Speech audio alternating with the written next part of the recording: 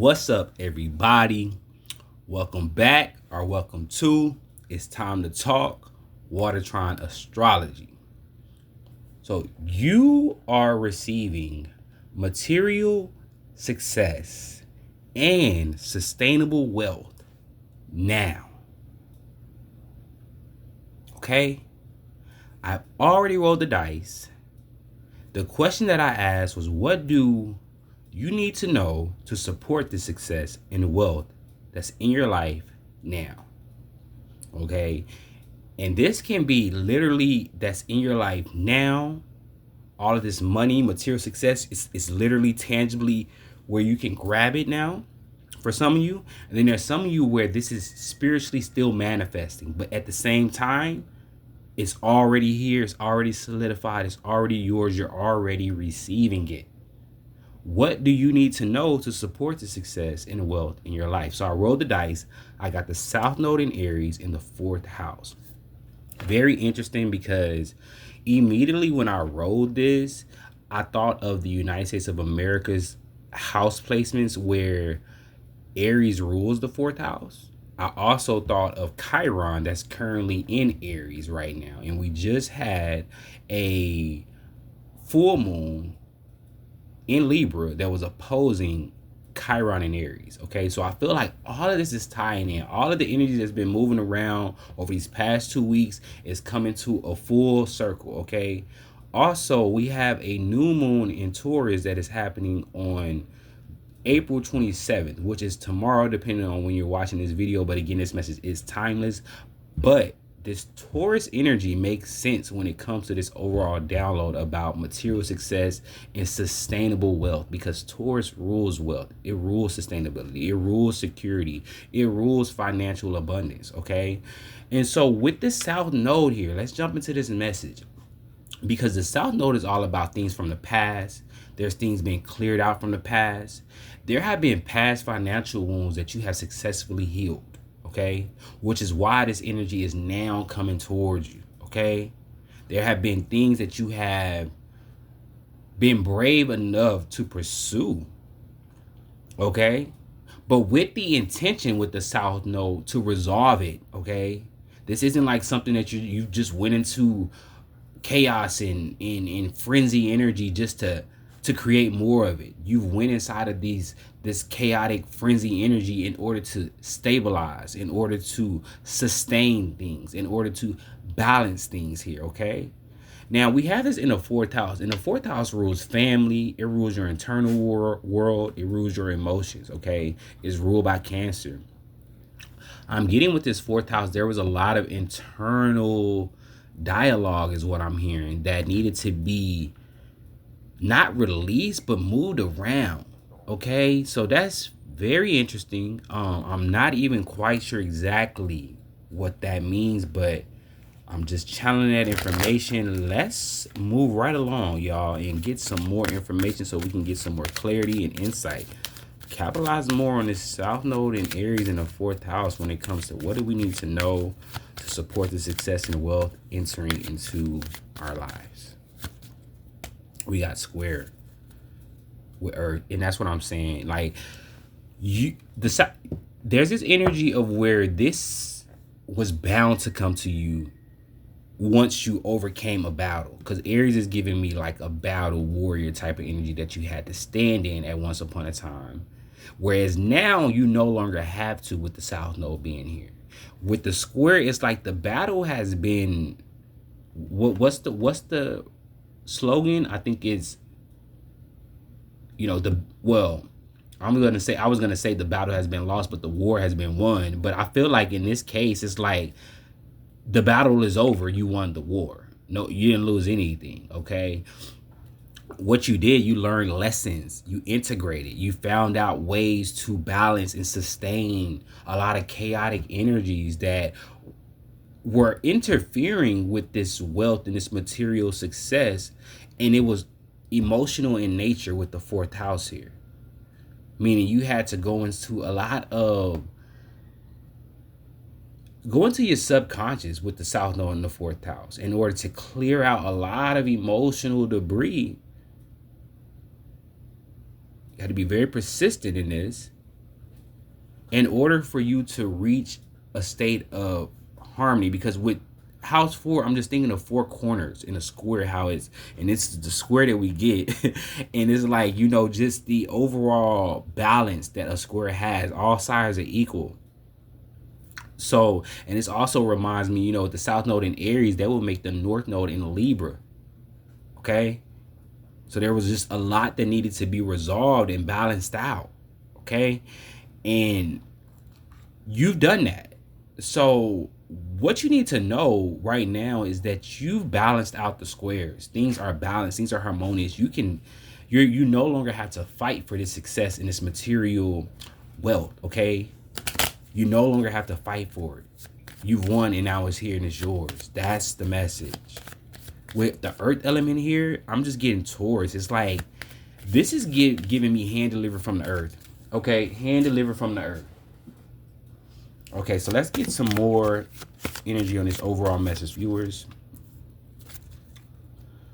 Okay, so we get Gemini, clarified by Mars. Okay, so Gemini is all about the mind. Okay, and Mars rules Aries. Mars and Gemini can have a lot of thoughts. Like, I'm talking about too many thoughts. Okay, Mars and Gemini energy can even lead to being hot-headed. Okay, like, you know, hot-headed, literally, because Mars is a fire sign, Gemini is air sign, and it's just, you know, oxygen feeds into fire. What do you need to know to support the success and wealth in your life? You don't have to be hot-headed anymore. You don't have to fight anymore. I feel like that's the energy you have to be in when you're in a battle. Like, you gotta be very strategic with Gemini. And you even gotta have this, you have this sense of like adrenaline pumping, you know, and you're ready for whatever, you know. That can subside is what I'm getting, guys. That can subside. You've figured out how to navigate a lot of this material and physical confusion through a lot of the emotional conflicts you've been able to resolve. Wow, y'all. That was a deep download. I had to really move through to get that message. Woo! Because I think that was the nature of what you had to move through, the complexity of it. But you did. And what you need to know, you no longer have to fight. You no longer have to be in this state of aggression. Okay? You can now, let's tap in. Let's get some more on that with this tarot. We're gonna let tarot kind of tap us in more. But already, you know, I'm just feeling that North Node in Libra showing up here. And it's not even here, but it is simultaneously with the South Node in Aries. So it's just like, you can focus more on this balance. And that was the full moon that we just had in Libra. Which,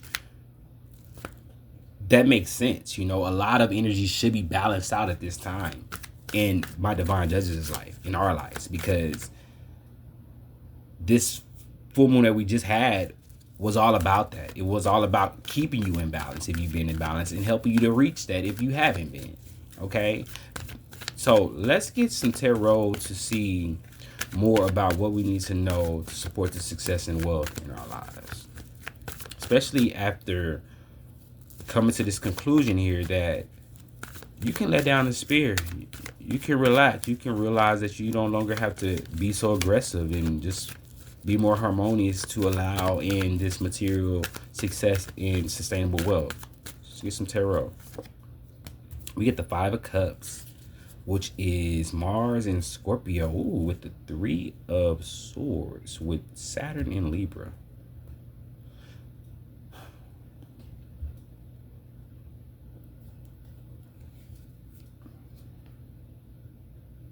Yeah, because, you know, the 4th house is giving me family. Okay, and it's giving me like deep, like emotional enmeshment, meaning that like a lot of the things that you've had to deal with have come from your relationship within a family dynamic, ancestral dynamic. Okay, and you've had to go inside of these waters, those waters specifically. It's like to me, it's giving like, if you put you and your, basically going inside of your bloodline, your DNA, because your blood runs through all of you in your family, okay? Your real ones, the ones that would be in your fourth house, y'all share the same blood. So it's giving me energy of you going inside this blood system, going inside your DNA, your bloodline. And the Three of Swords is Saturn and Libra. Being intentional.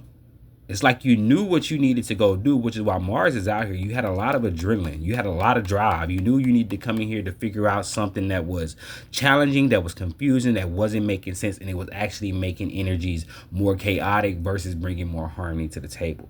You knew that, you know, which is why you went in there with this Mars Aries energy, which is why the message is coming back around. There's no longer a need for that, right? But we get some more of the backstory of what we need to know, because it's Five of Cups energy, right? We see a person on here with 3 cups that are spilt over and 2 cups that are still there. And Mars in Scorpio rules this energy.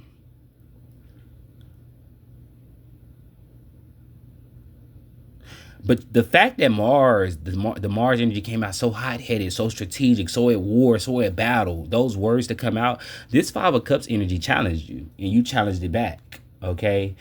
This could be regret in the family. This could be demonic presences that were showing up as regret, grief, pain, calamity, sorrow, heartbreak, heartache. All of that energy you went into this fourth house to challenge, to figure out how to balance it out.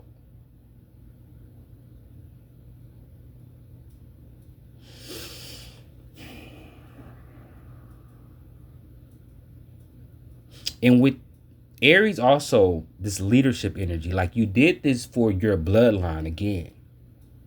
You didn't do it just for yourself. So what else you need to know is that you've done this for the bloodline. Okay, you've got the irritant, the antagonist, or the antagonizer out of the bloodline. So now this success and money can come to the rightful owners versus it being hoarded by this Five of Cups energy, because those 2 cups are behind his shoulder, behind his back. So it's like a energy that was almost like sucking the energy away, to where this material success and sustainable wealth wasn't going to manifest because of like a higher power not allowing it to, because it knew that this Five of Cups energy, emotional energy, even a person, place, or thing, but emotional low energy, but Mars and Scorpio was gonna destroy it. Like it was gonna make it destructive. It was gonna putrefy it. It was gonna dissolve it. It was gonna decay it, is the word. Which is why you had the urge and the instincts and the impulse to go into these more subconscious places emotionally and within the DNA, and to resolve and to figure out what was going on. As a result of you doing that, you've gotten this Five of Cups energy successfully out of the picture.